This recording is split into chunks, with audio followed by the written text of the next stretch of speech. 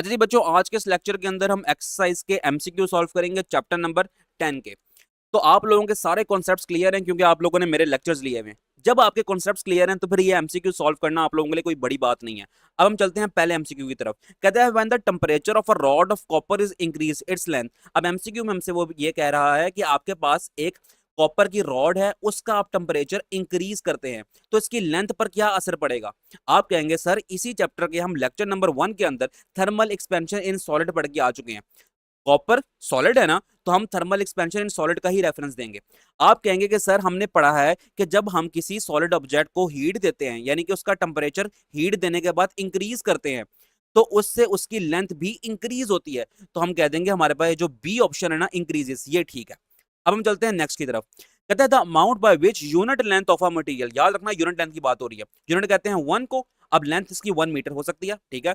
कहता है the amount by which unit length of a material increases when the temperature is raise to 1 degree Celsius.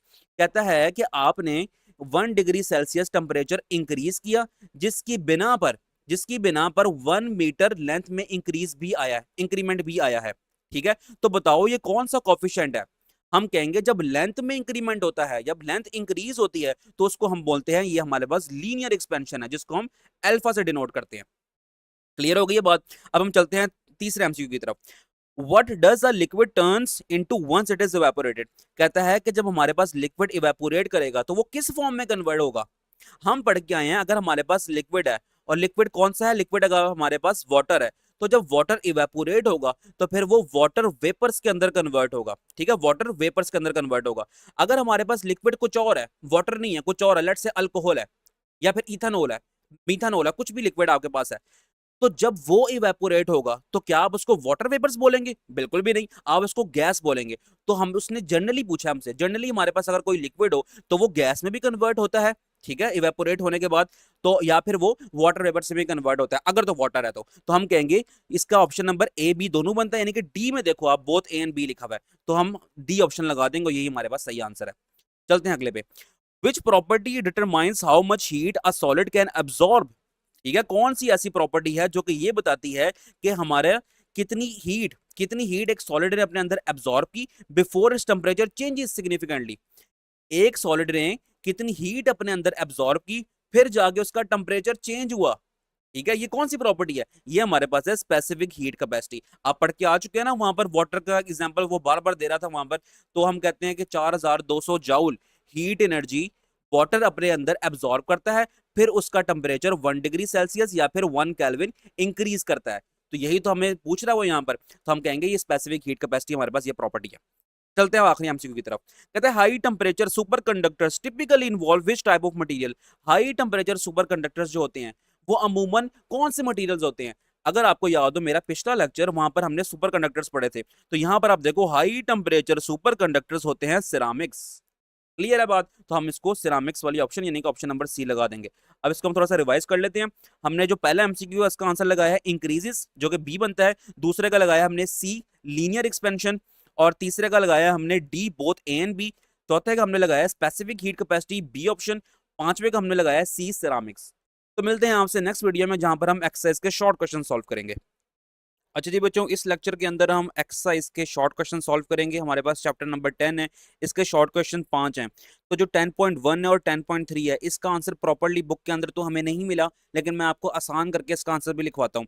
अब ये जो 10.2 है, 10.4 है, 10.5 है, इसके आंसर हमें बुक के अंदर से ही मिल जाएंगे और बुक के अंदर से हम इसको मार्क कर लेंगे। अब हम स्टार्ट करते हैं 10.1 से। 10.1 हमें कहता है, हम चलते हैं पीडीएफ की तरफ पहले। 10.1 हमसे कहता है कि what factors influence the thermal expansion of solid, यानी कि कौन से ऐसे फैक्टर्स हैं, कौन सी ऐसी चीजें हैं जिनके ऊपर thermal expansion of solid depend करती है। सॉलिड का फैलाव किन किन चीजों पर डिपेंड करता है, तो हमसे ये सवाल में पूछ रहा है। तो हम सिंपली आंसर देंगे the thermal expansion of solid depend upon 3 main factors. 3 main वजूहात पर डिपेंड करता है हमारा सॉलिड का थर्मल एक्सपेंशन।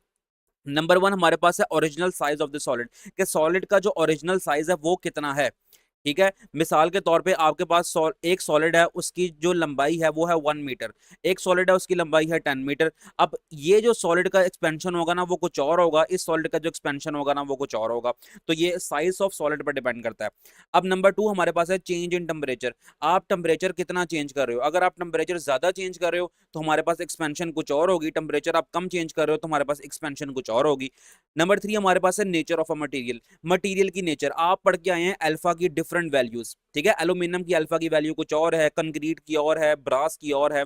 आप सबकी अल्फा की वैल्यूज पढ़ के आए हैं ना इस चैप्टर के लेक्चर नंबर 1 में। तो वो यही पूछ रहा है, हम तीसरे फैक्टर में हम यही बता रहे हैं कि नेचर ऑफ मटेरियल पे डिपेंड करता है हमारा थर्मल एक्सपेंशन, यानी कि हमारे पास मटेरियल कौन सा है। ठीक है, एल्यूमिनियम को हम 1 केल्विन टेम्परेचर देते हैं तो एल्यूमिनियम कुछ और एक्सपैंड करता है, उसकी एक्सपेंशन की वैल्यू कुछ और है। अगर हम स्टील को भी 1 केल्विन ही दे रहे हैं, उसकी एक्सपेंशन की वैल्यू कुछ और है। तो हम यही कहते हैं कि मटेरियल की नेचर पर डिपेंड करता है। अब हम चलते हैं क्वेश्चन नंबर 2 की तरफ। वो कहता है what is latent heat of fusion. इसका लेक्चर हम डिटेल से डिस्कस करके आए हैं। अगर अभी तक आपने मेरा लेक्चर नहीं लिया तो डिस्क्रिप्शन में प्लेलिस्ट का लिंक आपको मिल जाएगा, वहां पर जाके आप ये लेक्चर ले सकते हो। मैंने बहुत ही जबरदस्त तरीके से समझाया हुआ है, इससे बेहतर कोई नहीं समझाएगा, मैं गारंटी से आपको कह सकता हूँ। तो अब हम देखते हैं कि लैटेंट हीट ऑफ फ्यूजन हमसे पूछ रहा है, तो हम क्या करेंगे, हम जस्ट यहाँ पर आएंगे। आपका पेज नंबर बनता है ये जी 13।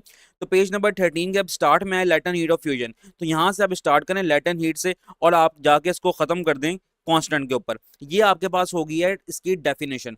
क्या होगी है इसकी डेफिनेशन, ये हमारे पास डेफिनेशन होगी है। और फिर हम क्या करेंगे, हम बनाएंगे फॉर्मूले की हेडिंग। हम क्या बनाएंगे, फॉर्मूले की हेडिंग और ये फॉर्मूला लिख देंगे। और फिर हम लिखेंगे एग्जाम्पल की हेडिंग और फिर हम ये एग्जाम्पल दे देंगे। अगर आपको शॉर्ट क्वेश्चन में आता है तो जस्ट डेफिनेशन लिख के आपने जान नहीं छुड़ानी है अपनी, आपने फॉर्मूला भी देना है उसका और उसकी एग्जाम्पल भी देनी है, अगर आप 2 बाय 2 नंबर चाहते हो तो। ठीक है, अब हम चलते हैं क्वेश्चन नंबर 3 की तरफ। क्वेश्चन नंबर 3 हमसे कहता है कि how do different materials exhibit varying thermal expansion behaviour. देखो सवाल बिल्कुल सिंपल है, वो हमसे बस ये पूछ रहा है कि आपने पढ़ा है डिफरेंट मटेरियल्स की अल्फा की वैल्यू, तो ऐसा क्यों होता है, डिफरेंट मटेरियल की थर्मल एक्सपेंशन डिफरेंट क्यों होती है।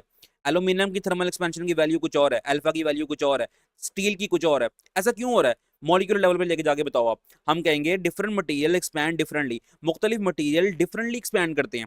कोई ज्यादा एक्सपैंड करता है 1 केल्विन टेम्परेचर देने पर, ठीक है, कोई 1 केल्विन टेम्परेचर देने पर ही कम एक्सपैंड करता है। एल्यूमिनियम बहुत ज्यादा एक्सपैंड कर रहा है, पढ़ के आए हैं ना हम, कंक्रीट कम कर रही है, ब्रास कम कर रहा है, स्टील कम कर रही है। तो वो यही बात कर रहा है कि different material expand differently because their atoms have different bond strength. अब आपने पढ़ा है कि हमारे पास कोई भी सब्सटेंस है ना वो एटम से बना होता है, ठीक है। अब वो कहता है कि एटम्स टू एटम्स इनके दरमियान में जो बॉन्ड है ना, ये बॉन्ड इस इनकी जो बॉन्ड स्ट्रेंथ है इस पर डिपेंड करता है कि हमारा मटेरियल कितना एक्सपैंड करेगा। अगर आप फर्ज करें हमारे पास किसी मटेरियल के एटम टू एटम जो बॉन्ड है उनके दरमियान में जो बॉन्ड की कुव्वत है, बॉन्ड की जो स्ट्रेंथ है, वो अगर वीक हुई, इट मींस कि हम उसको टेम्परेचर देंगे, हल्का सा टेम्परेचर देंगे, लेट्स से 1 केल्विन टेम्परेचर देंगे उसको, हम बढ़ाएंगे उसका, तो फिर वो ज्यादा एक्सपैंड करेगा, ज्यादा एक दूसरे से दूर जाएगा क्योंकि इनके दरमियान में बॉन्ड वीक है। अगर फर्ज करें कुछ हमारे पास सब्सटेंस ऐसे हैं उनके एटम्स के दरमियान में जो बॉन्ड स्ट्रेंथ है वो बहुत स्ट्रांग हुई, तो हमारा 1 केल्विन टेम्परेचर देना इनको ज्यादा फर्क नहीं डालेगा इन पे, इनकी बॉन्ड स्ट्रेंथ यानी कि बहुत मजबूत है, तो एटम्स ने एक दूसरे को जोर से अपनी तरफ एक दूसरे को जोड़ कर रखा हुआ है, इसलिए टेम्परेचर इंक्रीज करने पर ये ज्यादा दूर नहीं जाएंगे। तो इसी बुनियाद पे हम कहेंगे materials with strong atomic bonding, materials जिनके दरमियान में atoms to atom bonding strong है, जैसे कि स्टील में होता है, resist moving apart and expand less, तो वो टेम्परेचर इंक्रीज करने पर ज्यादा दूर नहीं जाता, एक दूसरे को ज्यादा दूर नहीं जाने देता।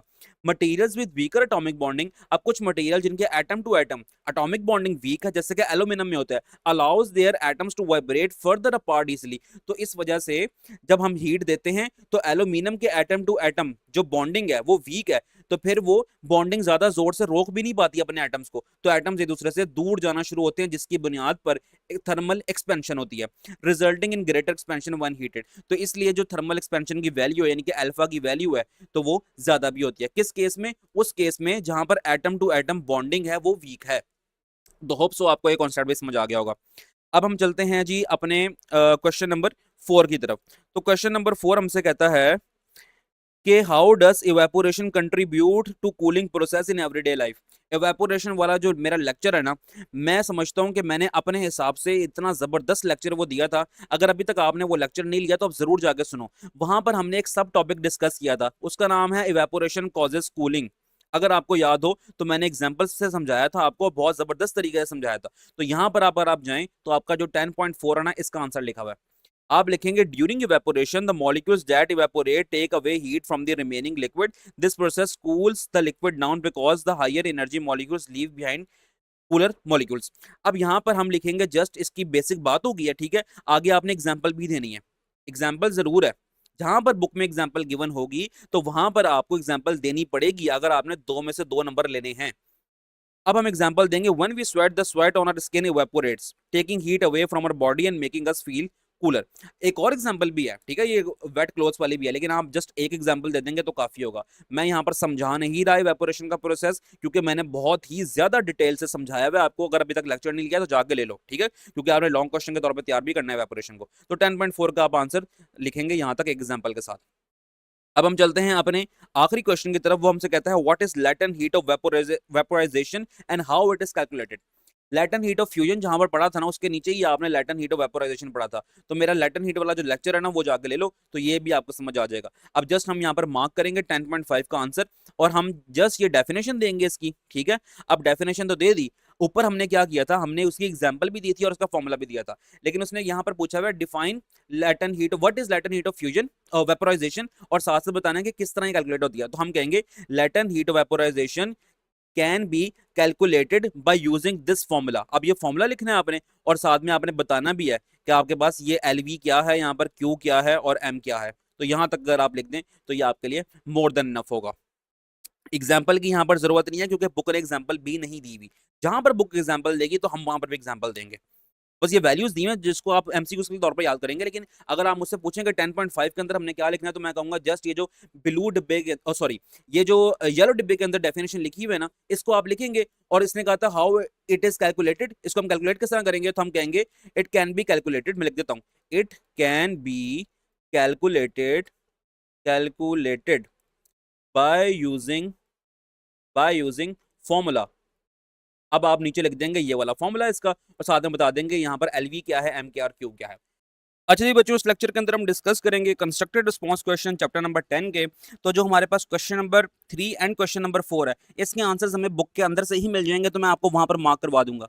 इसके अलावा जो 10.1 है, 10.2 एंड 10.5 है, इसके आंसर्स मैं आपको लिखवाऊंगा बिल्कुल आसान सिंपल इंग्लिश के अंदर, और ऐसा आंसर लिखवाऊंगा कि जब आप बोर्ड के पेपर में उसको लिखेंगे तो आपको 2 में से 2 नंबर भी मिलेंगे। अब हम स्टार्ट करते हैं 10.1 से। कहता है why do bridges need expansion joints. जो पुल होते हैं उनको एक्सपेंशन जॉइंट्स की जरूरत क्यों पड़ती है, but the glass jar with metal lid do not. कहता है कि हमारे पास गिलास का जार है, उसके ऊपर मेटल का ढक्कन लगा हुआ है, इसको एक्सपेंशन जॉइंट की जरूरत क्यों नहीं पड़ती है, पुलों को क्यों पड़ती है। इवन तो बोथ एक्सपीरियंसेस टेम्परेचर चेंज। कहता है दोनों को ही टेम्परेचर चेंज का सामना करना पड़ा है, ब्रिजेस को भी और इस glass jar with metal lid को भी। Discuss in term of nature of thermal expansion. कहता है थर्मल एक्सपेंशन का जो कॉन्सेप्ट है उसको ध्यान में रखते हुए आप इस सवाल का जवाब दो।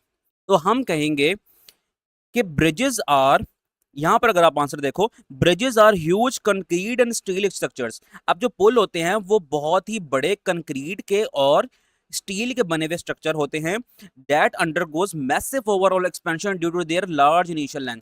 चूंकि इनकी ये बहुत बड़े स्ट्रक्चर हैं, इनकी इनिशियल जो लेंथ है वो बहुत ज्यादा होती है, और जब इनके ऊपर एक्सपेंशन, थर्मल एक्सपेंशन होगी तो इनकी लेंथ भी बहुत ज्यादा इंक्रीज करेगी, खातिर खा इंक्रीज करेगी।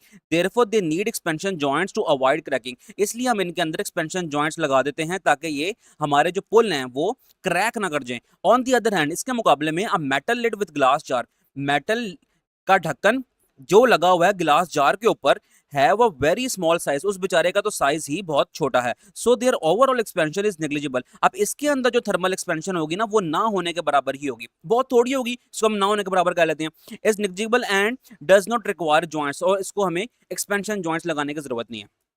अगर आपको याद हो मेरा लेक्चर, इसी चैप्टर का लेक्चर नंबर 4, जहां पर मैंने कॉन्सिक्वेंसेज ऑफ थर्मल एक्सपेंशन पढ़ाए थे आपको, तो वहां पर हमारे पास 2 पॉइंट्स थे, एक हमारे पास ये ब्रिजेस वाला था, एक हमारे पास मेटल लिड्स वाला था। तो इनके कॉन्सेप्ट्स अगर अभी तक आपको नहीं है तो आप जाके ले सकते हो मेरा लेक्चर। बाकी जो बातें इसने पूछी नहीं सवाल में वो मैंने आपको क्लियर करवा दी है। अब आप देख सकते हो ये ब्रिज के ऊपर जो है ना, इन्होंने ये जॉइंट्स लगाए हुए, एक्सपेंशन जॉइंट्स लगाए हुए हैं ताकि ब्रिज हमारा टूटे ना। अब हम चलते हैं क्वेश्चन नंबर 2 की तरफ। कहता है if two liquids are heated under the same condition, दो हमारे पास लिक्विड्स हैं, एक इस कंटेनर में है, एक इस कंटेनर में है, इस तरह समझ लो आप, और इन दोनों को हमने हीट अप किया है सेम कंडीशंस के ऊपर। मिसाल के तौर पे इस लिक्विड के ऊपर भी हमने 1 केल्विन टेम्परेचर अप्लाई किया है, इसके ऊपर भी हमने 1 केल्विन टेम्परेचर अप्लाई किया, इस तरह समझ लो आप। But one of them heats up faster, कहता है इन दो में से एक हमारे पास लिक्विड ऐसा है जो कि जल्दी गर्म हो गया। What does this indicates about the specific heat capacity?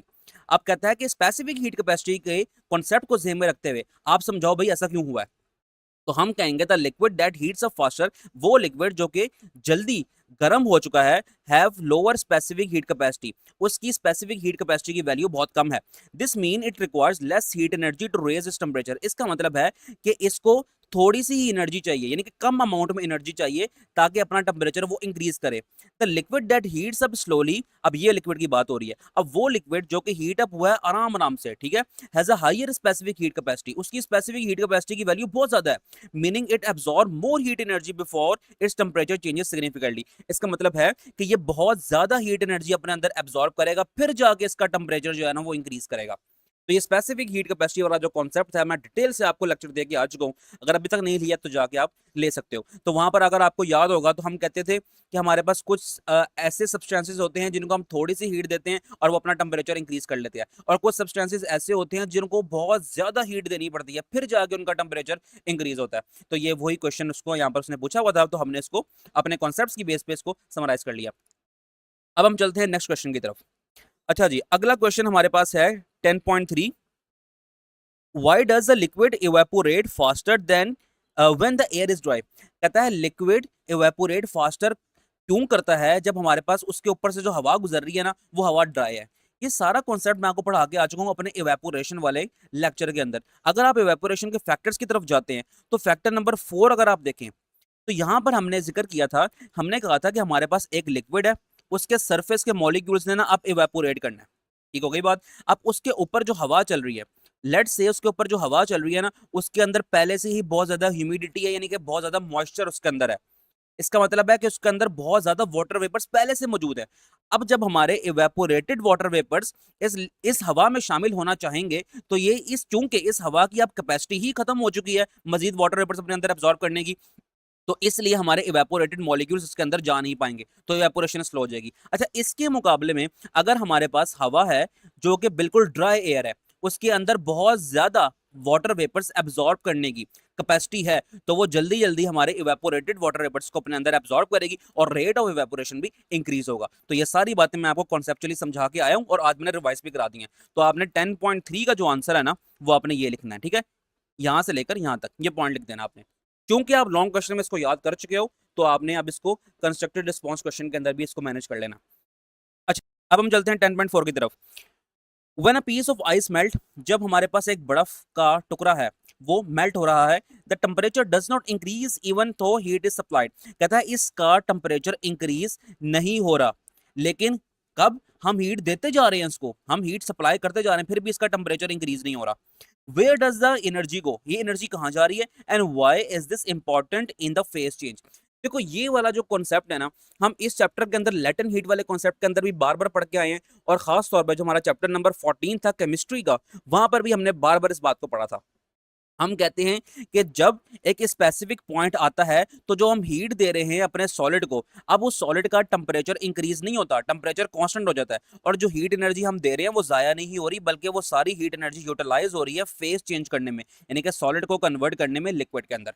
ये सारे कॉन्सेप्ट याद है ना केमिस्ट्री वाले भी, और यहाँ पे भी तो हमने लेटेंट हीट में पढ़े थे। अब इसी को हम ध्यान में रखते हुए अपना आंसर मार्क करते हैं जो कि बुक के अंदर ही आपको मिल जाएगा। अगर आप जाएं अपने पेज नंबर 13 पे जहां पर लेटेंट हीट ऑफ फ्यूजन लिखा हुआ है, वहां पर आप यहाँ से मार्क करें वन अ सॉलिड मेल्ट से, यहाँ से लेकर मेल्टेड तक आप इसको मार्क कर लें। और इसने एंड पे पूछा है कि ये इंपॉर्टेंट क्यों है, तो हम कहेंगे it is important because it always complete it allows complete face change without changing the temperature. तो ये सारा कॉन्सेप्ट आपको होपफुली पहले से क्लियर होगा, अब बस हमने बुक पे इसको मार्क कर लिया कि इसका आंसर कहाँ पर है। अगर नहीं पता तो लेटेंट हीट वाला मेरा लेक्चर ले लो, मैंने बहुत ही डिटेल से और जबरदस्त तरीके से समझाया था आपको। अब हम चलते हैं 10.5 की तरफ जो कि हमें मिलेगा आंसर पीडीएफ में। कहता है कि वाई एक second, why do electric transmission wire sag, sag कहते हैं लटकने को, झूलने को, ठीक है। अब हमारे पास ये बिजली के खंभे लगे हैं, इसके ऊपर ये तारे बंधी हुई हैं, वो लटक रही हैं। कहता है कि समर्स में, गर्मियों में ये तारे लटक क्यों नहीं होती हैं, एंड टाइटन इन विंटर, और विंटर के अंदर ये तारें टाइट क्यों हो जाती हैं। Thermal expansion, thermal contraction, simple concept लगेगा यहाँ पर। अब हम कहेंगे in summer high atmospheric temperature, यानी कि जब गर्मियां बहुत ज्यादा होती हैं, causes the metal wires to undergo thermal expansion, जिसकी बिना पर जो मेटल की वायर्स होती है ना, उनके अंदर थर्मल एक्सपेंशन होती है। अब थर्मल एक्सपेंशन में क्या होता है, हम पढ़ के आए हैं, लेंथ इंक्रीज होती है, increasing their length and making them sag, जिससे वो झूलना शुरू हो जाती हैं। इन विंटर, अब सर्दियों में ये होता है द कोल्ड टेम्परेचर, अब ठंड पड़ गई है, ठीक है, यानी कि अब थर्मल कॉन्ट्रैक्शन होगी, causes the wire to contract, यानी कि श्रिंक, सुकड़ जाना या श्रिंक कर जाना, which decreases their length and make them tight, जिसकी बिना पर उनकी लेंथ डिक्रीज होती है और वो खंभों पे हमें टाइट टाइट सी बंदी हुई नजर आती है। तो होप सो आपको ये कॉन्सेप्ट भी समझ आ गया होगा। थर्मल एक्सपेंशन थर्मल कॉन्ट्रैक्शन का कॉन्सेप्ट है, तो आपको समझ तो है, पहले से लेक्चर्स आपने लिए हुए, तो ये भी अब आपको आंसर इजी हो गया होगा। अब इनको आप नोट करें, ये परफेक्ट आंसर है बोर्ड में लिखने के लिए, इन्हीं को याद करें। अगर नहीं दिल करता तो कॉन्सेप्ट तो आपको क्लियर हो चुका है, आप खुद से भी लिख सकते हैं। अब मिलते हैं आपसे नेक्स्ट वीडियो में, अपना ख्याल रखें, अल्लाह हाफिज़। हेलो स्टूडेंट्स, अस्सलाम वालेकुम और welcome back to my channel. मैं हूं इंजीनियर उस्मान खान और आज हम करेंगे न्यूमेरिकल्स चैप्टर नंबर 10 के। ये साथ के साथ न्यूमेरिकल्स हैं और इंतहाई आसान और सिंपल तरीके से मैं आपको न्यूमेरिकल सॉल्व करवाऊंगा। अब हम चलते हैं न्यूमेरिकल्स को सॉल्व करते हैं बारी बारी। न्यूमेरिकल स्टार्ट करने से पहले हम एक काम करते हैं कि हमने जो जो फॉर्मूलाज इस चैप्टर के अंदर पढ़े हैं उनको थोड़ा सा रिवाइज कर लेते हैं। ये सारे के सारे फॉर्मूलाज जो मैंने यहाँ पर लिखे हैं ना, ये सारे आपके इस्तेमाल होंगे अभी आने वाले न्यूमेरिकल्स के अंदर। तो हम थोड़ी सी रिवीजन करते हैं। अगर आपको याद हो अपना lecture number 1 thermal expansion in solid, वहां पर हमने ये फॉर्मूला डिस्कस किया था लीनियर एक्सपेंशन का। अगर हम बात करें कोफिशिएंट ऑफ लीनियर एक्सपेंशन, जिसको हम अल्फा से डिनोट करते हैं, तो वो बराबर होता है delta L over L naught delta T के। तो डेल्टा एल हमारे पास था चेंज इन लेंथ।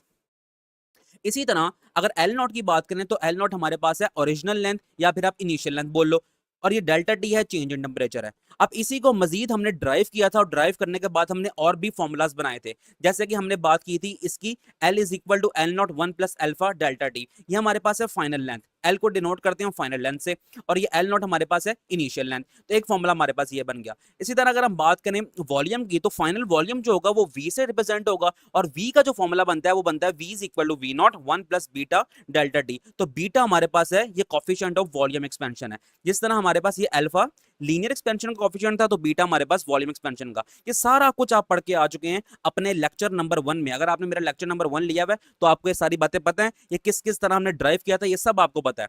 तो आपने चैप्टर नंबर 10 का जो लेक्चर नंबर 1 है थर्मल एक्सपेंशन इन सॉलिड, वहां पर आपने ये फॉर्मूला सारे पढ़े हुए हैं। इसके बाद हमने पढ़ा था स्पेसिफिक हीट कैपेसिटी के लिए, तो वहां पर हमारे पास था Q is equal to M C delta T. तो Q है हमारे पास रिक्वायर्ड हीट एनर्जी, और ये हमारे पास है M mass of a substance, C हमारे पास था स्पेसिफिक हीट कैपेसिटी, और delta T change in temperature. एक फॉर्मूला हमने पढ़ा है लेटेंट हीट वाले लेक्चर के अंदर, लेटेंट हीट ऑफ फ्यूजन। तो हमारे पास वो फॉर्मूला होता है Q is equal to M L F. Q हमारे पास है हीट रिक्वायर्ड, M हमारे पास है मास ऑफ अ सब्सटेंस, और LF हमारे पास जो है वो है लेटेंट हीट, और ये F को आप देख रहे हो छोटा सा F बना हुआ है, लेटेंट हीट ऑफ फ्यूजन। ठीक है, ये सारा कुछ आपको पता है, आपने चैप्टर सारा पढ़ा हुआ है, आपको ईच एंड एवरीथिंग पता है, क्या क्या फॉर्मूला है, किस किस तरह बना है, सब आपको पता है। जस्ट मैं आपको रिवाइज करवा रहा था जो हमारे न्यूमेरिकल्स में इस्तेमाल होगा। अच्छा, इसके अलावा ना एक फॉर्मूला और भी इस्तेमाल होगा, वो इस तरह होगा कि आप लेटेंट हीट ऑफ वेपोराइजेशन कहीं पर आपको आ जाएगा ना, तो आप लिखेंगे Q is equal to M L और V। ठीक है, ये V जो रिप्रेजेंट कर रहा है वेपोराइजेशन को, इसके बारे में भी आपको पता है। ये सारे फॉर्मूलाज वो हो गए जो कि हमने इस चैप्टर में पढ़े हैं और हमारे आज के न्यूमेरिकल्स में काम भी आएंगे। इसके अलावा सबसे अहम बात जो कि यहाँ पर हमें न्यूमेरिकल से पहले डिस्कस करनी चाहिए, वो बहुत जरूरी मैं समझता हूँ, और इसको हम वो डिस्कस भी कर लेते हैं। देखो जी बच्चों, यहाँ पर ना अगर आपको याद हो क्लास 9 के अंदर फिजिक्स में आपने पढ़ा था कि केल्विन एक हमारे पास होता है टेम्परेचर का यूनिट, एक हमारे पास होता है डिग्री सेल्सियस, यानी कि हम टेम्परेचर को केल्विन में भी करते हैं, डिग्री सेल्सियस के अंदर भी करते हैं। तो हमारे पास वहां पर एक फॉर्मूला था, अगर आपने केल्विन के अंदर आंसर निकालना है तो आप लिखेंगे C यानी कि डिग्री सेल्सियस प्लस 273। मिसाल के तौर पर मेरे पास एक टेम्परेचर है, टेम्परेचर मेरे पास है आप कह लेंगे 10 डिग्री सेल्सियस है, ठीक है। इसको मैंने कन्वर्ट करना है केल्विन में, तो मैं क्या करूंगा, K is equal to C की जगह मैं पुट कर दूंगा 10 प्लस 273, तो मेरा केल्विन के अंदर आंसर आ जाएगा 283 केल्विन आ जाएगा। ठीक है, ये बातें आपने पढ़ी हैं क्लास 9 के अंदर। कन्वर्जन केल्विन की वैल्यू को, अगर आपने केल्विन की वैल्यू को निकालनी है तो डिग्री सेल्सियस के अंदर आप क्या करें, 273 को प्लस कर दें तो केल्विन में आंसर आ जाएगा। अच्छा, अब नई बात सुन लो, जब भी हम चेंज इन टेम्परेचर निकालते हैं ना डेल्टा टी, तो उस टाइम जो वैल्यू हमारी केल्विन में है वही वैल्यू हमारी डिग्री सेल्सियस में होती है। यानी कि चेंज इन टेम्परेचर जब आपने फाइंड करना है तो आपका आंसर जो केल्विन में आ रहा है ना वही डिग्री सेल्सियस में आंसर होता है, इसके अंदर कुछ चेंजिंग करनी नहीं पड़ती। अब मिसाल के तौर पे हम इसको प्रूफ भी कर लेते हैं। देखो मेरे पास ना दो टेम्परेचर हैं, लेट्स से मेरे पास एक टेम्परेचर है T1 टेम्परेचर है मेरे पास 10 डिग्री सेल्सियस, T2 टेम्परेचर मेरे पास है 20 डिग्री सेल्सियस। ठीक होगी बात। अब मैं क्या करता हूं, मैं निकालता हूं चेंज इन टेम्परेचर। अब चेंज इन टेम्परेचर को ना हमने जो लेक्चर नंबर 1 पढ़ा था थर्मल एक्सपेंशन इन सॉलिड, वहां पर हमने डिस्कस किया था T माइनस टी नॉट। ठीक है, ये थोड़ा सा मुश्किल हो जाएगा, इसलिए हम इसको आसान करने के लिए ना T2 माइनस T1 कर लेते हैं, फाइनल माइनस इनिशियल। ठीक होगी बात। अब हम करेंगे delta T is equal to T2 minus T1। यहाँ पर भी देखो ये टी है ना, ये फाइनल टेम्परेचर होता है, ये टी नॉट इनिशियल टेम्परेचर होता है। इसको मैं अगर इस तरह लिख लूं तो कोई मसले की बात नहीं है, T2 माइनस T1 हो गया आपकी आसानी के लिए, just final temperature minus initial temperature. अब हम डेल्टा टी निकालते हैं डिग्री सेल्सियस के अंदर ही, तो T2 मेरे पास है 20 डिग्री सेल्सियस, ठीक है, माइनस T1 मेरे पास है 10 डिग्री सेल्सियस, तो डेल्टा टी मेरे पास आ जाएगा 10 डिग्री सेल्सियस। ठीक है, अब मैं क्या करता हूं, इन्हीं वैल्यूज को केल्विन के अंदर कन्वर्ट करता हूं, और कन्वर्ट करने के बाद मैं चेंज इन टेम्परेचर निकालता हूं। हम ये नोट करेंगे कि जो आंसर हमारा यहां पर आया है ना 10, तो 10 आंसर ही केल्विन के अंदर आएगा। अब हम देखते हैं इसको। देखो मैं अगर बात करूं T1 की, तो मैंने T1 को ना कन्वर्ट करना है केल्विन के अंदर, तो मैं क्या करूंगा 10 प्लस 273, ये जो ऊपर फॉर्मूला पढ़ा है ना हमने, इस फॉर्मूला के अकॉर्डिंग यहां लगाऊंगा मैं 10 प्लस 273, ताकि मैं डिग्री सेल्सियस को केल्विन में कन्वर्ट कर लूं। तो मैंने जो 10 लगाया ना, ये लगाया मैंने डिग्री सेल्सियस ये वाला, और 273 इसमें मैं ऐड करूंगा, तो ये बन जाएगा मेरे पास 283। ठीक है, 283 केल्विन बन गया। क्या बन गया, T1। अब मैं T2 की बात करता हूं, तो मैं करूंगा 20 प्लस 273, तो ये मेरे पास बन जाएगा 293 केल्विन।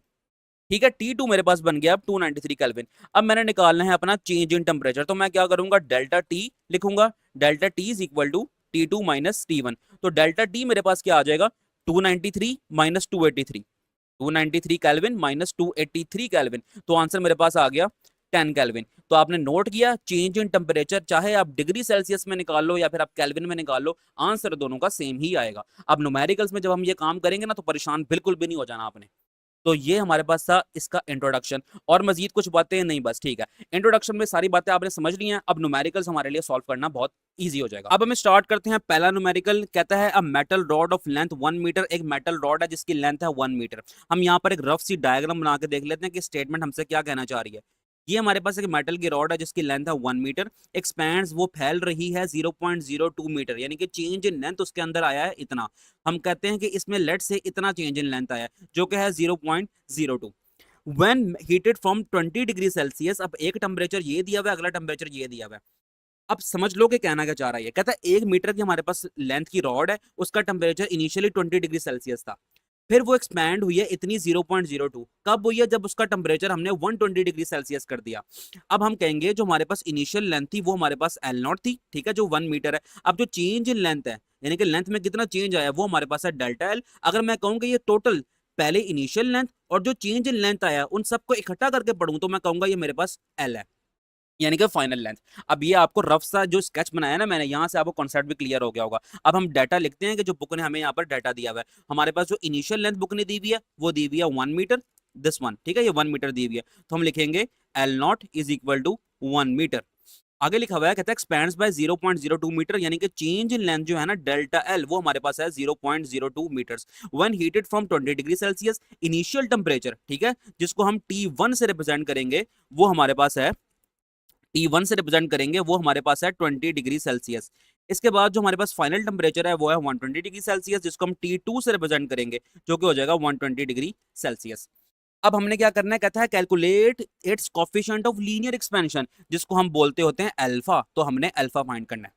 अल्फा का फॉर्मूला क्या होता है, हम कहेंगे as we know alpha is equal to, आपको याद है ना, अभी हम इससे पहले ही देख के आए हैं फॉर्मूला सारे। Alpha is equal to delta L over L naught delta T, ठीक है। अब यहाँ पर डेल्टा टी आ गया, क्या हमारे पास डाटा के अंदर डेल्टा टी गिवन है, बिल्कुल भी नहीं गिवन। तो हम क्या करेंगे, हम निकालेंगे डेल्टा टी, जिसको हम बोलते होते हैं change in temperature delta T. और डेल्टा टी बराबर किसके होता है, ये होता है फाइनल माइनस इनिशियल, यानी कि T2 माइनस T1 के। अब T2 हमारे पास क्या है 120, और हमारे पास T1 क्या है 20, तो ये हमारे पास बन गया 100 डिग्री सेल्सियस, क्योंकि यहाँ पर देखो डिग्री सेल्सियस के अंदर वैल्यूज दी हुई हैं, तो 100 डिग्री सेल्सियस हो गया। लेकिन एक मिनट के रुक जाओ, अभी हम कॉन्सेप्ट सीख के आए हैं कि जब चेंज इन टेम्परेचर निकालेंगे तो जो डिग्री सेल्सियस में आंसर आएगा वही केल्विन में आंसर आएगा। तो मैं कह सकता हूं और 100 केल्विन, कह सकता हूं ना मैं ये, बिल्कुल कह सकता हूं। तो डेल्टा टी मेरा 100 केल्विन हो गया। अब बस हमने क्या करना है, जो हमारे पास फॉर्मूला है इसके अंदर हम वैल्यूज पुट कर लेंगे। सबसे पहले हम लगाएंगे डेल्टा एल की वैल्यू, जो कि हमारे पास है 0.02। यहाँ पर यह आ जाएगा 0.02, किस में है, मीटर्स के अंदर है। डिवाइड करेंगे एल नॉट, एल नॉट हमारे पास है 1 मीटर, तो यहाँ पर हम लिख देंगे 1 मीटर, ठीक है। मल्टीप्लाई किससे हो रहा है, डेल्टा टी से, जो कि हमारे पास है 100 केल्विन, ठीक है। ये 100 केल्विन डेल्टा टी हमारे पास है। अब आपने क्या करना है, जब आप इस 1 को मल्टीप्लाई करेंगे 100 से, तो आपके पास क्या आएगा, 100 ही आ जाएगा। अब इससे पहले एक काम कर लो, मीटर मीटर से कट गया ऊपर नीचे, तो हमारे पास आ जाएगा alpha is equal to 0.02 over 100 kelvin, ठीक है। अब आपने क्या करना है, कैलकुलेटर पकड़ना है और इसको करना है डिवाइड। तो कैलकुलेट करने के बाद इसका मेरे पास जो आंसर आ रहा है ना, वो आ रहा है 0.0002, ठीक है। 3 जीरो है, फिर 2 आ रहा है। अब जब ये केल्विन ऊपर को आएगा तो फिर मेरे पास आ जाएगा ये पर केल्विन, पर केल्विन K-1 इस तरह। अच्छा जी, अब बुक का आंसर मैच करने के लिए ना हम एक काम करेंगे, याद करेंगे क्लास 9 वाला साइंटिफिक नोटेशन का कॉन्सेप्ट। तो उसमें हम 10 की पावर बना लेते हैं इसको। अच्छा, वो किस तरह बनाएंगे, अब आपने नोट करना है कि जब हम डेसिमल को लेफ्ट से राइट साइड की तरफ शिफ्ट करते हैं तो हमारी 10 की पावर माइनस में आ जाती है, और जितना आगे शिफ्ट करेंगे, जितने डिजिट्स आगे शिफ्ट करेंगे, उतनी ही पावर बन जाती है। तो मैं अगर 2 के बाद शिफ्ट करूं, मैं लिखूं इसको alpha is equal to 2.0 multiply by 10 की पावर क्या लिखूंगा, पहले तो पता लग गया मुझे, माइनस में लिखूंगा क्योंकि मैं राइट साइड पे शिफ्ट करूं डेसिमल। और कितना शिफ्ट किया मैंने, 1 2 3 4, ठीक है। 4 डिजिट्स आगे मैंने अपना डेसिमल शिफ्ट किया है, तो 10 की पावर -4 आ जाएगी, ठीक होगी ये बात। तो हम यहाँ पर लिखेंगे पर केल्विन। तो ये हमारे पास अल्फा की वैल्यू है, और ये ही वैल्यू है ना, बुक ने आंसर निकाला हुआ है, तो हमने बुक का आंसर भी इससे इसके साथ मैच कर लिया है। तो होप सो आपको ये बात समझ आ गई होगी। अब आप क्या करो, इसका ले लो स्क्रीनशॉट, अगर आता है तो आ ही जाएगा स्क्रीनशॉट। अब आप इसका स्क्रीनशॉट ले सकते हैं। अब हम चलते हैं नेक्स्ट न्यूमेरिकल की तरफ। अगला न्यूमेरिकल हमसे कहता है a container hold 1 litre of water. एक कंटेनर है जिसके अंदर 1 लीटर पानी है, और 1 लीटर पानी जो है ना, यानी कि इसका मतलब है कि इसने इसका वॉल्यूम दिया हुआ है एट 20 डिग्री सेल्सियस, यानी कि इनिशियल टेम्परेचर 20 डिग्री सेल्सियस। हम साथ साथ लिखते जाते हैं डाटा। तो 1 लीटर, तो 1 लीटर बराबर कितने का होता है, 1000 सेंटीमीटर क्यूब, ये याद रखना आप, ठीक है। वॉल्यूम लिख रहे हैं तो हम सेंटीमीटर क्यूब में वॉल्यूम लेके आएंगे। एट 20 डिग्री सेल्सियस, टेम्परेचर दिया हुआ है इनिशियल टेम्परेचर, तो हम करेंगे T1, T1 है हमारे पास 20 degree Celsius. What will be its volume, अब इसका वॉल्यूम क्या होगा, यानी कि हमने फाइनल वॉल्यूम यानी कि V फाइंड करना है, ठीक है। 2 फाइंड में हम लिख देंगे फाइनल वॉल्यूम, ये हमने फाइंड करना है एट 80 डिग्री सेल्सियस। अब जब हमने टेम्परेचर इसका 80 डिग्री पर पहुंचा दिया, तो उस टाइम वॉल्यूम क्या होगा, यानी कि फाइनल टेम्परेचर हमें गिवन है वो है 80 डिग्री सेल्सियस। अच्छा जी, assuming water coefficient of volume expansion, कहता है कि वॉल्यूम एक्सपेंशन की जो वैल्यू है ना पानी की, यानी कि बीटा की वैल्यू, वो हमें यहाँ पर दी गई है, और वो दी गई है कितनी, यहाँ लिखा है मैंने coefficient of volume expansion beta, और beta is equal to 2.1 multiply by 10⁻⁻⁴, ठीक है। और यहाँ पर लगाया हुआ है पर डिग्री सेल्सियस, ठीक है, पर डिग्री सेल्सियस। तो जो अल्फा की वैल्यू, जो बीटा की वैल्यू आपके पास पर केल्विन में होगी, वही पर डिग्री सेल्सियस में भी होती है। तो ये भी बात याद रख लेना, ठीक है। तो केल्विन के अंदर भी, पर केल्विन के अंदर भी यही वैल्यू है पानी की। अच्छा जी, यहाँ तक हो गई बातें। अब चेंज इन टेम्परेचर निकाल लेते हैं हम, जो कि होता है delta T is equal to T2 minus T1, और ये बन जाएगा हमारे पास 80 माइनस 20, जो कि हमारे पास बनता है 60, ठीक है, 60 डिग्री सेल्सियस।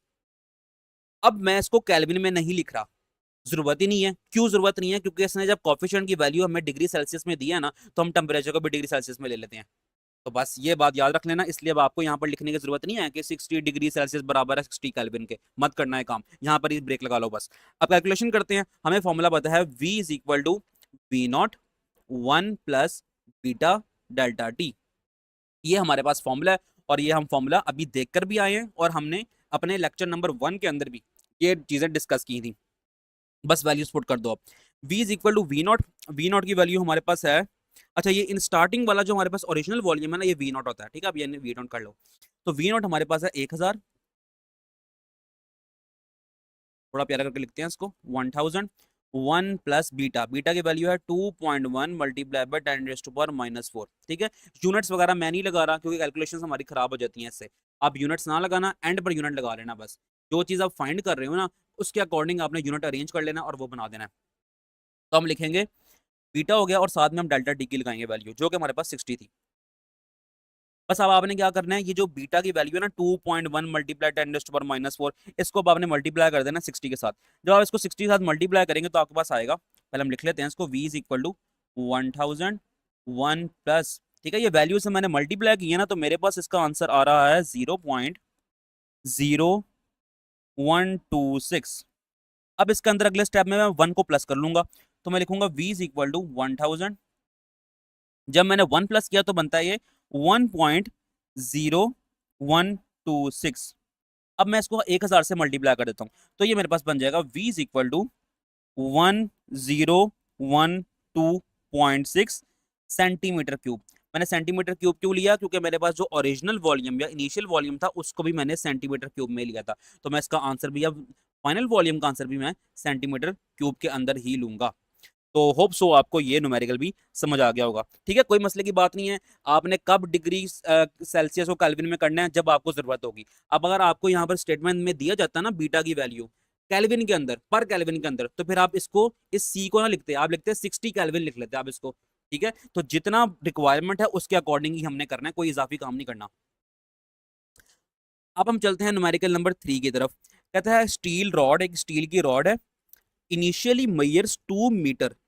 ओरिजिनल लेंथ या इनिशियल लेंथ, जिसको हम एल नॉट से डिनोट करते हैं, वो हमारे पास है 2 metre. At 20 degree Celsius, temperature, initial temperature दिया हुआ है तो T1 लिखूंगा इसको मैं, और लिख दूंगा 20 डिग्री सेल्सियस।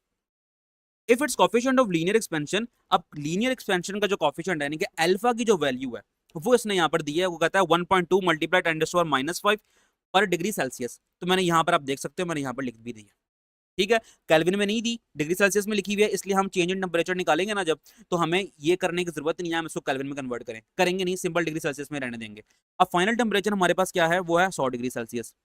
तो मैं लिखूंगा यहाँ पर T2 हो जाएगा हमारे पास 100 डिग्री सेल्सियस। तो चेंज इन टेम्परेचर होगा final minus initial, T2 minus T1, जिसको हम डेल्टा टी से डिनोट करते हैं। तो डेल्टा टी का आंसर मेरे पास आ जाएगा 100 माइनस 20, जो कि बनता है delta T is equal to 80 degree Celsius. ये डेल्टा टी की वैल्यू आ गया। बस अब आपने क्या करना है, आपने फाइंड क्या करना है कि what will be its length, इसकी फाइनल लेंथ क्या है। तो फाइनल लेंथ जो हमारे पास होती है, सिंपल एल से डिनोट करते हैं उसको। ठीक है, ओरिजिनल लेंथ को एल नॉट से, चेंज इन लेंथ को डेल्टा एल से, फाइनल को एल से। अब इसका फॉर्मूला क्या बना है हम देख के आए हैं, लेक्चर नंबर 1 में भी हमने पढ़ा था, L is equal to L naught 1 plus alpha delta T. ये हमारे पास इसका बनता है फॉर्मूला। बस अब कोई इजाफी काम नहीं है, जस्ट आपने इसकी ना वैल्यू पुट करनी है और उसका आंसर आ जाएगा। तो L is equal to L naught की वैल्यू हमारे पास है 2, देखो यहाँ देख सकते हो 2 वैल्यू है। 1 प्लस एल्फा की वैल्यू हमारे पास है 1.2 मल्टीप्लाई बाय 10⁻⁻⁵। अल्फा आ गया और डेल्टा टी से मल्टीप्लाई हो रहा है, तो डेल्टा टी का आंसर निकाला था हमने 80 डिग्री सेल्सियस। अब ये बन जाएगा एल इज इक्वल टू 2। अब 1 प्लस, अब मैं क्या करूंगा, इसको और इनको, इन दोनों को आपस में मल्टीप्लाई करता हूँ। अब जब मैं इसको मल्टीप्लाई कर रहा हूँ तो मेरे पास इसका आंसर आया है जी 0.000096। अब जीरो ज्यादा हो रहे हैं तो कंफ्यूजन हो रही थी मुझे, लेकिन मैंने क्रॉस चेक कर लिया कैलकुलेटर के साथ, तो इसका आंसर फिर मेरे पास यही बनता है। जब मैंने इसको 80 से मल्टीप्लाई किया, 0.000 तीन जीरो है फिर 96 है।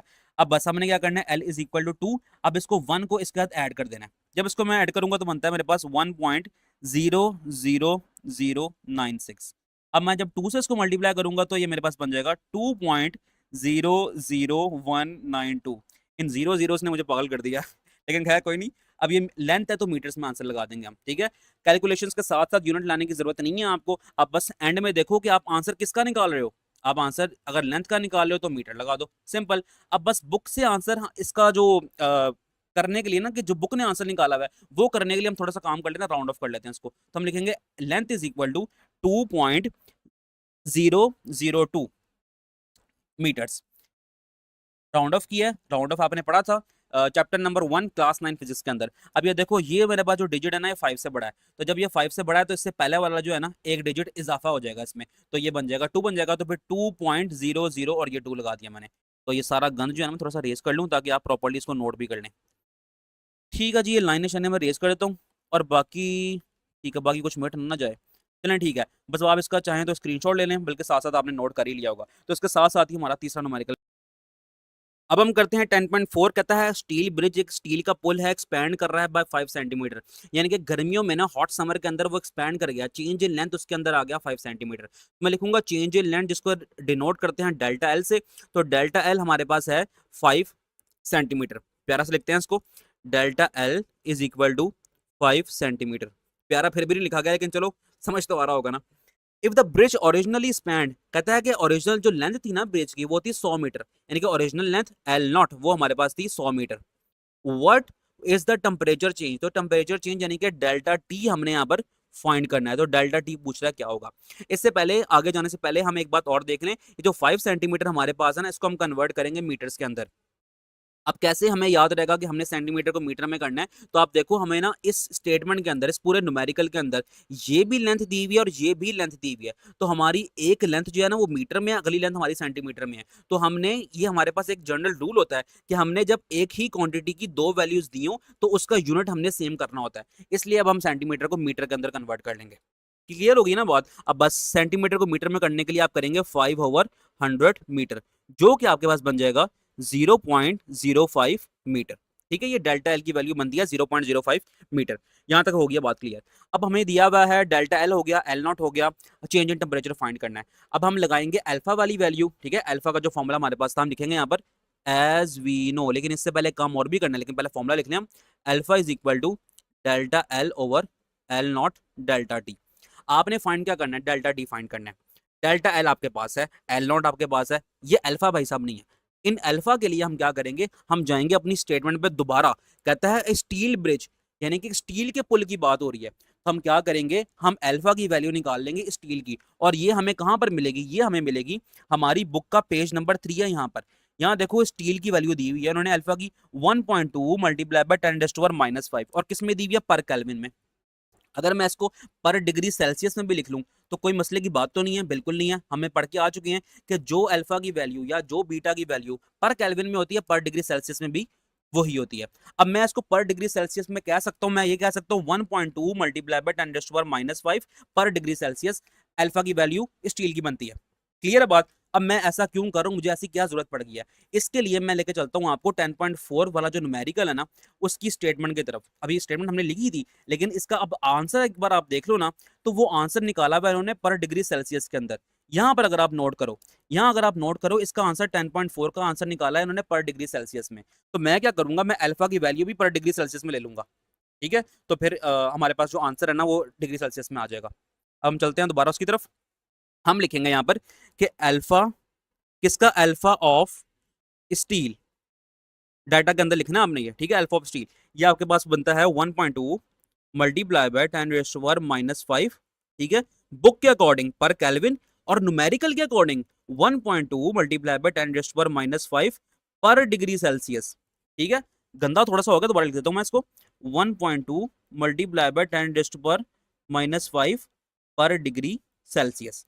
ठीक है, बुक के अकॉर्डिंग भी लिख लो आप, और जो है ना न्यूमेरिकल में जो यूज होगी वो वैल्यू उस तरह भी आप लिख सकते हो, कोई मसले की बात नहीं है। जो वैल्यू अल्फा की केल्विन के अंदर होती है वही डिग्री सेल्सियस में होती है, तो परेशान होने की बात नहीं है। आप बिल्कुल ठीक कर रहे हो, जिस तरह मैं करवा रहा हूँ उस तरह करना है तो बिल्कुल ठीक हो जाएगा काम आपका। अब आपने क्या करना है, इसको एक डेल्टा टी को अलग कर लेंगे हम, तो हम करेंगे डेल्टा टी और अल्फा की वैल्यूज आपस में रिप्लेस कर लेंगे। हम ऊपर ले जाएंगे डेल्टा टी और नीचे ले आएंगे डेल्टा एल, तो वैसे ही आ जाएगा ऊपर वाला, नीचे ले आएंगे एल नॉट और अल्फा को। बस अब हमारा फॉर्मूला अरेंज हो गया। फॉर्मूला अरेंज करने के बाद हम जस्ट वैल्यूज पुट करेंगे। हम लिखेंगे delta T is equal to, delta L की वैल्यू क्या निकाली आपने, 0.05, 0.05। ठीक है, यूनिट्स ना लिखना, साथ साथ लिखना चाहो तो लिख लो, नहीं लिखना चाहो तो बेहतर है। मेरा तो यही मशवरा है और मैं हमेशा से यही पढ़ाता आया हूँ कि आपने यूनिट्स न्यूमेरिकल के साथ साथ नहीं सॉल्व करने, यूनिट्स को आप जस्ट एंड पे पुट करो, जो चीज आप फाइंड कर रहे हो ना उसके अकॉर्डिंग आप यूनिट निकाल लो। यहाँ पर मैं डेल्टा टी फाइंड कर रहा हूँ टेम्परेचर, तो टेम्परेचर के दो यूनिट होते हैं, एक केल्विन होता है, एक डिग्री सेल्सियस होता है। तो मैं क्या करूंगा, मैंने वैल्यू चूंगा डिग्री सेल्सियस में लिया ना, तो मैं वही वैल्यू एंड पे पुट कर दूंगा, तो टेम्परेचर निकाल लूंगा डिग्री सेल्सियस के अंदर में। ठीक है ना, बस यही काम करूंगा मैं। अब यहाँ पर लिखते हैं हम एल नॉट की वैल्यू जो कि थी 100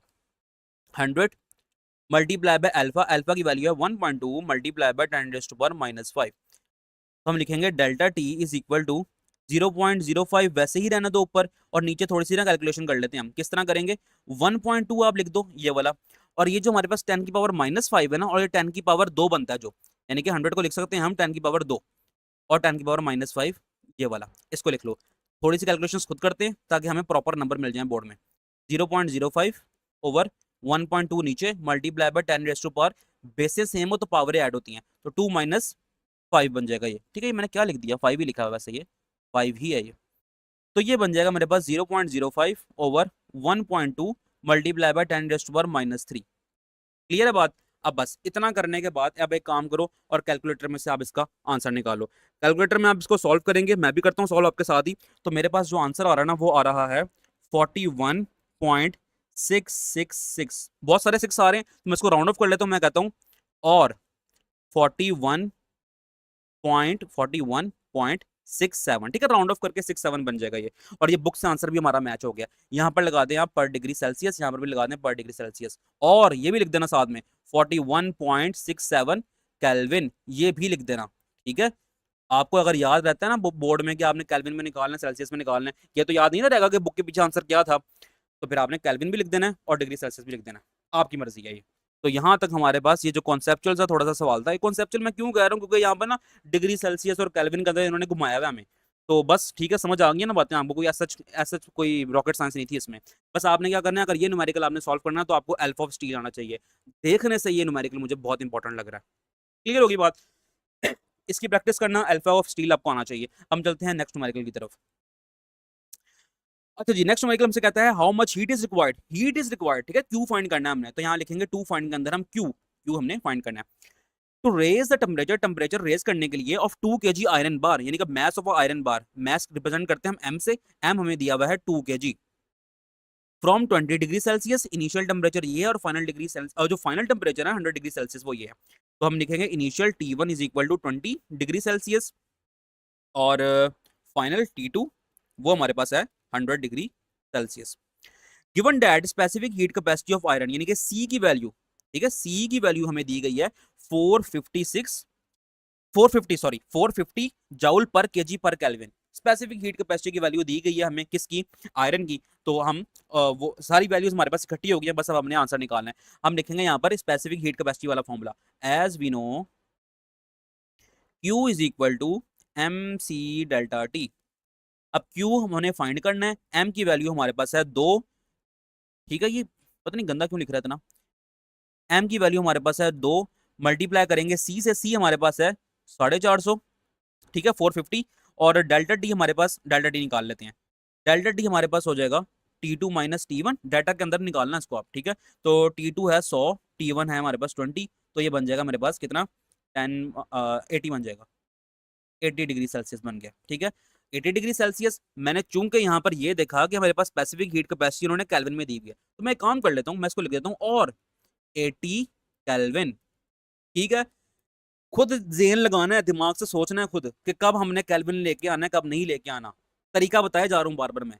जब आपको स्पेसिफिक हीट कैपेसिटी की वैल्यू, अल्फा की वैल्यू, बीटा की वैल्यू पर केल्विन में दी गई होगी, तो आपने अपना चेंज इन टेम्परेचर भी केल्विन के अंदर लेके आ जाना है। अगर आपको वो डिग्री सेल्सियस में दी गई होगी, तो आपने उसको डिग्री सेल्सियस के अंदर ही लेके आ जाना है। बस ठीक है ना, इतना समझ गए हो ना। अच्छे बच्चे बनो और जो है ना मेरी बातों को पिक करने की कोशिश करो। अब यहाँ पर ना हम लगाएंगे डेल्टा टी की वैल्यू, जो कि बनती है 80।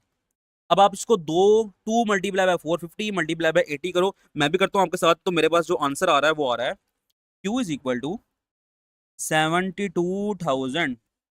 अब चूंकि ये जो Q है ये हीट एनर्जी है, एनर्जी का यूनिट क्लास 9 में पढ़ा था हमने, जाउल होता है, तो जाउल लगा देंगे हम।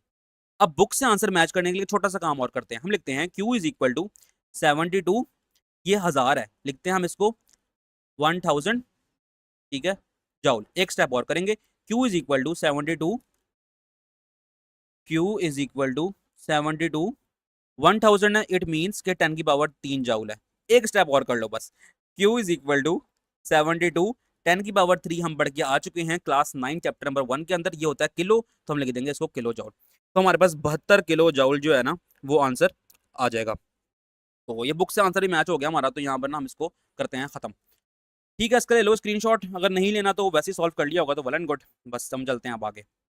अब हम करते हैं 10.6, कहता है how much heat is required, कितनी हीट आपको चाहिए है to melt the 500 gram of ice, 500 gram mass दिया हुआ है आइस का at 0 degree Celsius into water at 0 degree Celsius. ये कॉन्सेप्ट कौन सा है? लेटेंट हीट ऑफ फ्यूजन का कॉन्सेप्ट है, जहां पर 0 डिग्री सेल्सियस जो कि मेल्टिंग पॉइंट है आइस का, इसी टेंपरेचर पर आइस रहेगी और कंप्लीटली अपने आप को कन्वर्ट करेगी लिक्विड के अंदर। तो हम यहां पर लिखेंगे मैस ऑफ आइस हमें गिवन है 500 ग्राम, तो m इज इक्वल टू 500 ग्राम। अब ये ग्राम को हम कन्वर्ट करेंगे किलोग्राम के अंदर। अच्छा जी, किलोग्राम में कन्वर्ट करने का क्या ऐसी जरूरत पड़ गई हमें? तो हम यहाँ पर देखते हैं ना, देखो लेटेंट हीट ऑफ फ्यूजन हमें यहाँ पर गिवन है किसमें? जूल पर किलोग्राम के अंदर। तो हम इसीलिए मैस को भी किलोग्राम के अंदर ही कन्वर्ट करेंगे ताकि हमारे पास दोनों यूनिट्स बराबर हो जाएं। तो 500 ग्राम को अगर हमने किलोग्राम में करना है तो हम करेंगे 500 डिवाइडेड बाय 1000 और यहाँ पे लिख देंगे केजी। तो 2 जीरो ऊपर है, 2 जीरो नीचे कट जाएंगे, 5/10 रहेगा जो कि बनता है 0.5 किलोग्राम। तो मैस ऑफ आइस हमारे पास है आधा kilo, 0.5 KG. Latent heat of fusion हमें स्टेटमेंट के अंदर ही दिया हुआ है 3.36 मल्टीप्लाई 10⁵ जूल पर किलोग्राम। अब हम करते हैं क्या? How much heat is required, यानी कि हीट रिक्वायर्ड पूछा है, क्यू पूछा है, तो क्यू का आंसर निकालेंगे। हमें फॉर्मूला पता है लेटेंट हीट ऑफ फ्यूजन वाले टॉपिक के अंदर हम पढ़ के आए हैं और अभी देख के भी आए हैं हम स्टार्टिंग में। हम लिखेंगे यहां पर पहले as we know Q is equal to M L V, ठीक है, latent sorry M L F, latent heat of fusion M L F हो जाएगा। तो Q is equal to M कितना है? 0.5 है, और एल एफ हमारे पास कितना है? 3.36 मल्टीप्लाई बाय 10⁵. अब आप इसको मल्टीप्लाई करेंगे तो Q इज इक्वल टू, मैं भी मल्टीप्लाई करता हूँ इसको अपने कैलकुलेटर में, तो ये मेरे पास आंसर बनता है 168,000, ठीक है। अब यहाँ पर हम Q निकाल रहे हैं, Q हमारे पास क्या है? हीट है, और हीट एनर्जी है, और एनर्जी का यूनिट हमारे पास होता है जाउल, तो हमने यहाँ पर जाउल लगा दिया। अब बुक से आंसर मैच करने के लिए छोटा सा काम हमने और करना है, हम ये करेंगे Q इज इक्वल टू 168, ठीक है, ये 3 जीरो है यानी कि 1000 है, मल्टीप्लाई बाय 10⁻³ जाउल। अब 10⁻³ क्या होता है? किलो होता है, तो हम लिख देंगे Q is equal to 168 kilo joule. तो ये आपके पास इसका आंसर हो गया। अब आप इसको चाहें तो स्क्रीनशॉट ले लें या साथ साथ इसको नोट भी कर लें, बहुत सिंपल था। हमने बस मल्टीप्लाई करना है दो वैल्यूज को, एक दोनों वैल्यूज हमें गिवन है स्टेटमेंट के अंदर। तो यहाँ पर टेंपरेचर का कोई काम नहीं है, क्योंकि लेटेंट हीट ऑफ फ्यूजन समझाने के लिए उसने 0 डिग्री से ही 0 डिग्री ही पूछा था, यानी कि 0 डिग्री पर आइस है और 0 डिग्री पर रहते हुए ही वो अपने आप को कन्वर्ट करेगी वाटर के अंदर। अब हम चलते हैं अपने आखिरी न्यूमेरिकल की तरफ। अच्छा, ये न्यूमेरिकल हमारा है लेटेंट हीट ऑफ वेपराइजेशन से रिलेटेड। कहता है कैलकुलेट द हीट रिक्वायर्ड आपने बतानी है, हीट रिक्वायर्ड, ठीक है, क्यू बताना है, तो हम टू फाइंड में क्यू लिख देते हैं, आगे क्वेश्चन मार्क डाल देते हैं। To completely vaporise 1 kg of water at 100 degree Celsius. अब 100 डिग्री सेल्सियस जो है ना वो पानी का बॉइलिंग पॉइंट है, तो बॉइलिंग पॉइंट पर ही रहते हुए 1 kg हमारे पास पानी है, ठीक है, उसने अपने आप को कंप्लीटली कन्वर्ट करना है वेपर्स के अंदर, यानी कि वेपोराइज होना है। तो हम लिखेंगे मैस ऑफ वाटर जो कि हमें गिवन है, वो गिवन है 1 किलोग्राम। अब देखो किलोग्राम में वैसे ही इन्होंने दे दिया, तो कन्वर्जन करने की यहाँ जरूरत ही नहीं है। अब लेटेंट हीट ऑफ वेपोराइजेशन हमें यहाँ पर गिवन है स्टेटमेंट के अंदर 2.26 मल्टीप्लाई बाय 10⁻⁶ जाउल पर केजी, ठीक है। लेटेंट हीट ऑफ वेपोराइजेशन है तो आप क्या लगाएंगे? LV, और इक्वल टू हमारे पास ये वैल्यू आ गई है। अब आपने क्या करना है? कैलकुलेशंस करनी है, तो लिखेंगे एज वी नो, पुराना वही फॉर्मूला लेटेंट हीट वाला वही दोबारा लगा देंगे। हम लिखेंगे Q is equal to M L, वहां पर F लगाया था फ्यूजन की वजह से, वेपोराइजेशन की वजह से यहाँ पर V लगा देंगे। बस अब सिंपल मल्टीप्लाई कर लो, Q is equal to M 1 multiply by 2.26 multiply by 10⁻⁶। इनको आपस में मल्टीप्लाई करेंगे, तो मैं भी मल्टीप्लाई करता हूँ, बल्कि क्या ही मल्टीप्लाई करेंगे इसको हम, ये 1 लिखा हुआ है यहाँ पर, इसको 1 को आप इससे ज़रब देंगे तो यही आंसर आ जाएगा 2.26 मल्टीप्लाई बाय 10⁻⁶, ठीक हो गया। अब ये Q है, हीट एनर्जी है, एनर्जी का यूनिट जाउल होता है, तो हम यहाँ पर जाउल लगा देंगे। बस एक काम बुक से आंसर मैच करने के लिए छोटा सा काम और करना है, हम लिखेंगे Q इज इक्वल टू 2.26, ये 10⁻⁶ ना मेगा होता है, ये कहाँ पढ़ा था आपने? क्लास 9 चैप्टर नंबर 1 फिजिक्स के अंदर, तो हम लिख देंगे यहाँ पर मेगा जाउल, तो यही हमारे पास इसका आंसर हो जाएगा। तो बस ठीक हो गया। अब यहाँ पर आपने यूनिट्स के लेकर परेशान नहीं हो जाना, मैंने पहले भी कहा था, आपने कैलकुलेशंस के दौरान यूनिट्स पुट नहीं करने, क्योंकि इससे कैलकुलेशन खराब होने का खतरा है। आप just and per unit put करना, किस तरह करना है आपने देखना है कि आप फाइंड क्या कर रहे हो, जो चीज़ आप फाइंड कर रहे हो ना उसका ऐसा यूनिट आपको आना चाहिए, तो उससे रिलेटेड आप उसका यूनिट पुट कर लो। अगर आप मुझसे कहोगे कि ना सर ये किस तरह हमारे पास लेटेंट हीट ऑफ वेपोराइजेशन का ये जाउल पर किलोग्राम था, ये कहाँ चला गया, मैं आपको बताता हूँ थोड़ा प्रैक्टिकली कि किस तरह ये हुआ है। देखो हमने फॉर्मूला लगाया Q is equal to MLV, ठीक है, हमारे पास जो M था ना वो था 1 किलोग्राम। अगर मैं यूनिट्स के साथ लिखता हूँ तो इसको मल्टीप्लाई करूंगा LV से, जो था 2.26 मल्टीप्लाई बाय 10⁻⁶ जाउल पर केजी। अब देखो 1 kg हमारे पास +1 वाला है, कुछ भी नहीं होती, पावर 1 होती है ना, और एक -1 वाला है, तो ये दोनों कैंसिल आउट हो गए आपस में। अब क्या बचा बीच में, हमारे पास बचा Q इज इक्वल टू ये 1 बचा और ये वैल्यू जॉल के साथ बची, तो हम 1 को मल्टीप्लाई करो इस वैल्यू से, क्या बनता है 2.26 मल्टीप्लाई बाय 10 की पावर 6, और जॉल यूनिट था ना वो लगा दिया यहाँ पर। यही तो यहाँ पर हमने काम किया है, यही तो हमने काम किया है, बस हमने यूनिट्स पुट नहीं किए और आपने करने भी नहीं है, ठीक है। नंबर पूरे लेने हैं तो आप जिस तरह मैं बता रहा हूँ आप उस तरह कर लें, और आपकी गलती के भी चांसेस नहीं रहेंगे और एंड पे आपको यूनिट की भी गलती आप नहीं करेंगे। प्रैक्टिस करेंगे 1-2 बार, ये आपको पक्के हो जाएंगे। अब मिलते हैं हमसे नेक्स्ट वीडियो में, जहाँ पर हम स्टार्ट करेंगे अपना नेक्स्ट चैप्टर। तो डिस्क्रिप्शन में प्लेलिस्ट का लिंक मिल जाएगा आपको, अभी एंड स्क्रीन पर भी फिजिक्स और केमिस्ट्री दोनों की आपको लेक्चर्स की प्लेलिस्ट शो हो रही होगी, तरतीब से आप लेक्चर्स ले सकते हैं वहाँ पर जाके। मिलते हैं नेक्स्ट वीडियो में, अपना ख्याल रखें, अल्लाह हाफिज़।